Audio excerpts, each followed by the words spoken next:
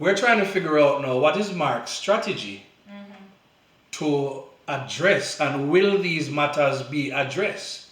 Yeah? We also want to hear, because he put out a picture the other day with him and Lisa Hanna. Welcome everybody, welcome to this steady show. Welcome everybody, welcome to this steady show. May say one now survives and niceness, you know. Welcome everybody, welcome to this steady show. What's going on, steady family? We have the long-awaited show to talk about the recently concluded PNP presidential elections. And I know it's been late. 23 days now.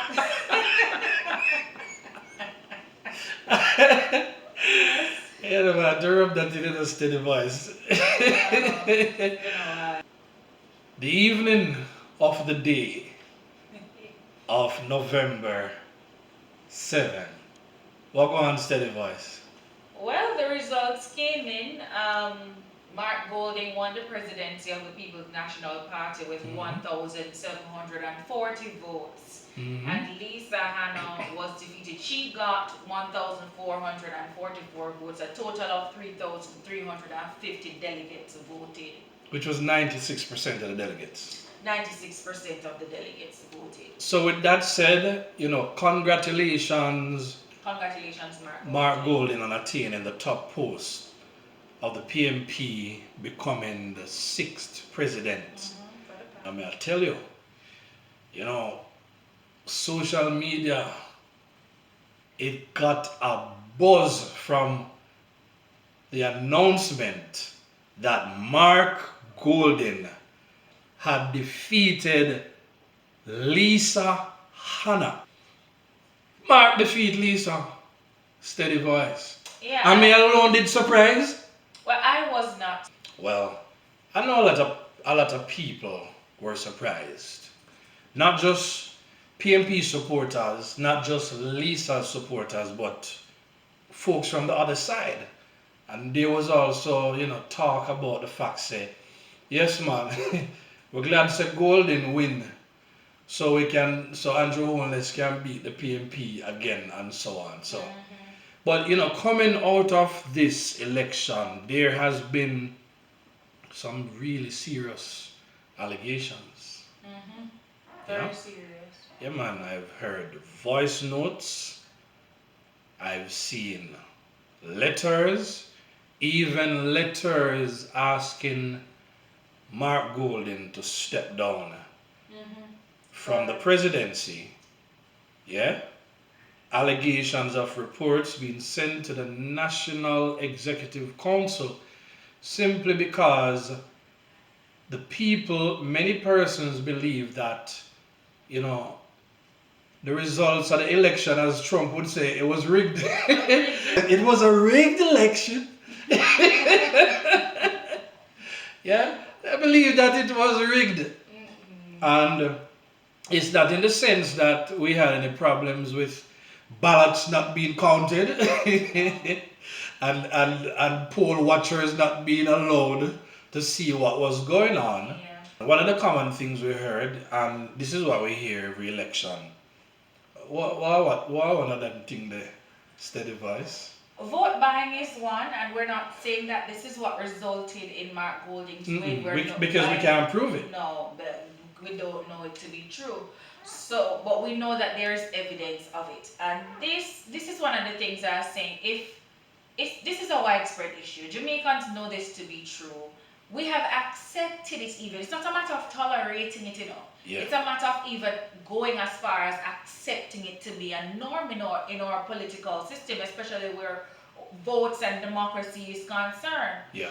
So my little concern now would be, at what point do we address this as not okay? Or do we consider it okay and just pay people for votes? And at what point do the electors decide, well, I'll take your money if you insist on giving it to me, Yeah. but I'll still maintain the integrity, and putting that in air quotes, Right. of my vote. Right. And when I brought up that conversation with someone who is very deep into the electoral process and politics, he said, listen, people actually believe that their votes can be traced back to them. Oh. So if they take the money for their vote, they will give the vote to whoever they pledged it to. Wow. So then vote buying is a constant in our politics. Yeah. And what are we going to do about it? Right. So again, we can't prove it, but as they say, the absence of evidence is not the evidence of absence. That's right. So if that is what's really going on, then that's something that needs to be looked at. Mm-hmm. After the whole vote buying thing died down, then we saw the messages being circulated on social media. Mm-hmm. And the long and the short of those messages is that people from the Rise United side that coming out of the whole bunting situation, people from over that side there, yeah? Yes. They were having secret meetings, and the meetings were even before the elections, leading up to the general elections in which, the JLP defeated the PNP. That the messages are suggesting that, there were deliberate efforts made by factions within the party from the Rise United side, in which we know we have Bunting, we have Mark, who Dayton is a part of that too. Yes, very much so. And but there are a number of individuals from that side who basically did things, and they believe that they undermined Peter Phillips's efforts in winning the general election. And there are individuals who are now saying, you know what? Rise United and PNP, it look like a two different party them I have right now. You have any thoughts on that, Steady Voice? Not so much that there are two parties trying to coexist. Right. But more so the motives of the current leader. So I'm one of those who believe that Mark is a strong candidate for presidency. When he was running, I believe that he was a strong candidate. To the extent that I never really cared who won. Who won? Okay. Because unlike me, you would say Lisa. Right. Even though I was not against Mark. Right. Understood. Lisa was just my preferred candidate. Yeah. Right. And so for that reason, I did not have a preference, because I believe at the end of the day, the People's National Party won. And that's what I kept saying to you. Either one of them win, I'll be fine, because the People's National Party will win. Now I'm not so sure anymore, because it doesn't seem as if the party is winning. On one point, it was highlighted where Mark even said, we do not want to appear as if, we basically undermine the efforts of PDP, as they call Dr. Peter Phillips. You understand me? Mm-hmm. In winning the election, and you see messages now. Here's my thing on the messages that were sent. Yeah? Because I don't want to dwell on them too much. Yeah?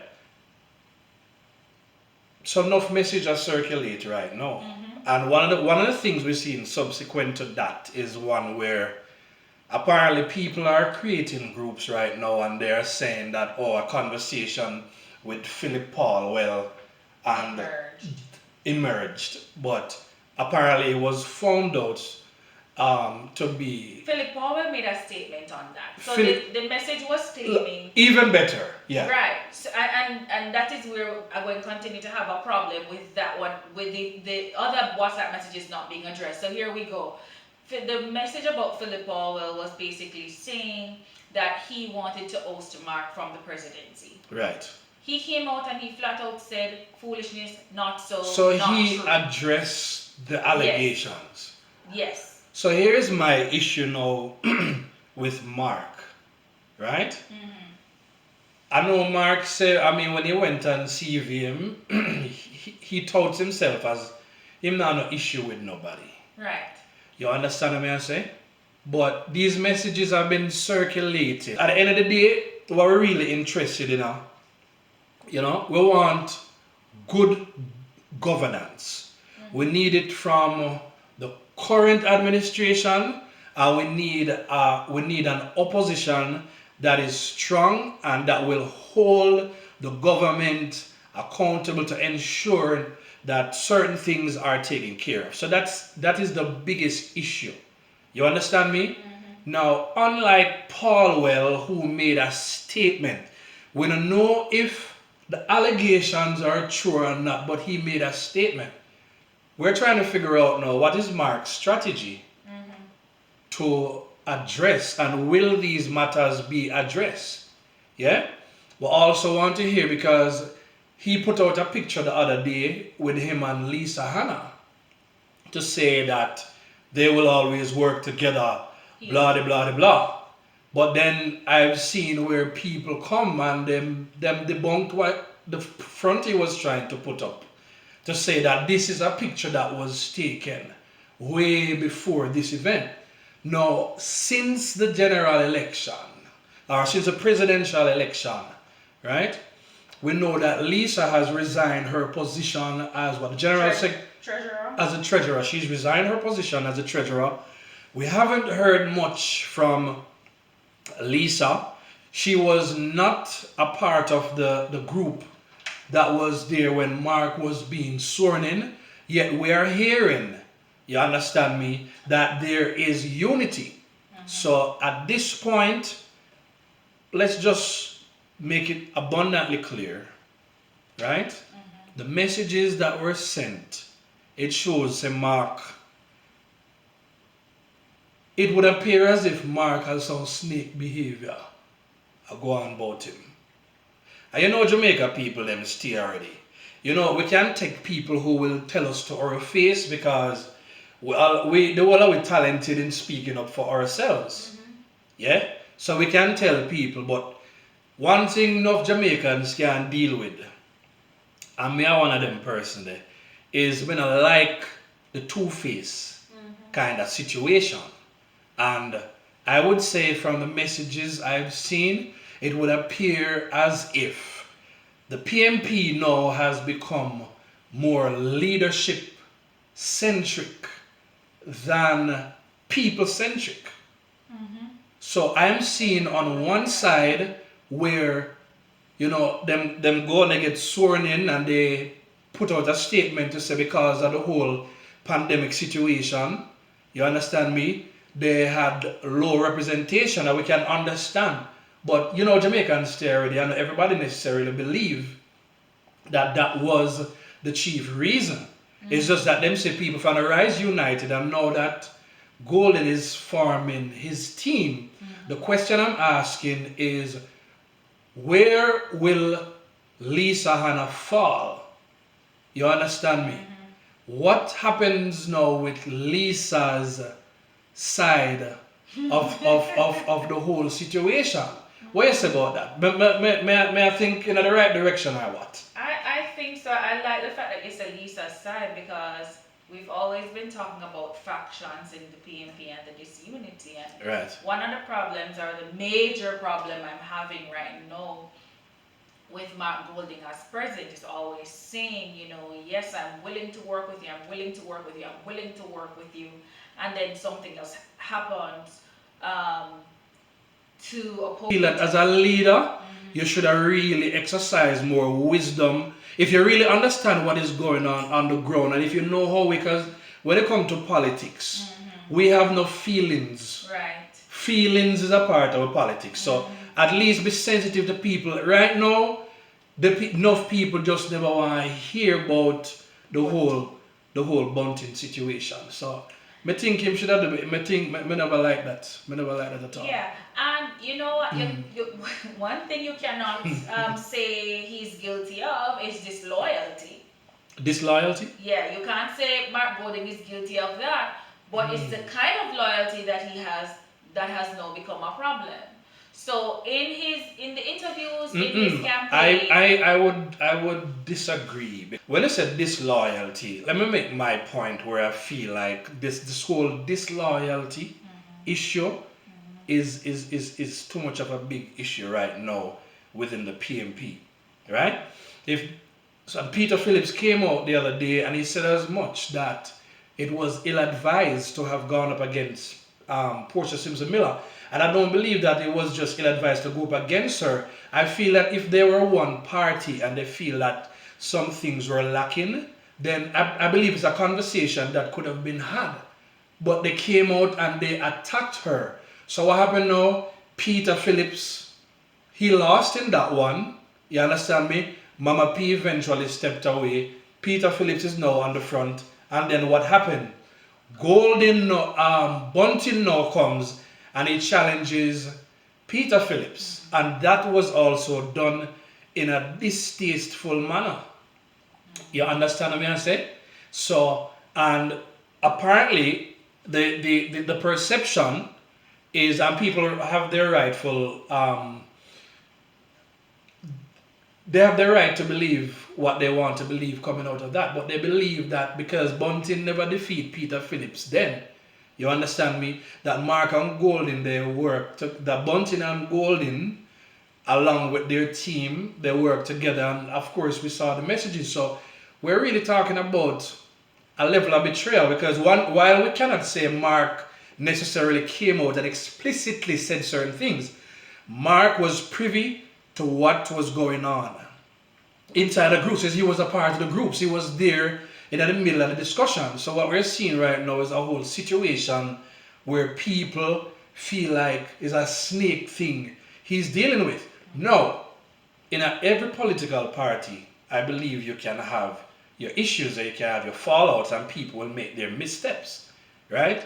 But to me, you have to address it. Remember, I know they say a lot of things about Andrew Holness, and I know I'm talking a lot right now, right? But I think one of the reasons why Andrew Holness was able to remain and the JLP remain in power is that there was a level of transparency right with the whole COVID thing and many other things coming down that the people saw and they respected.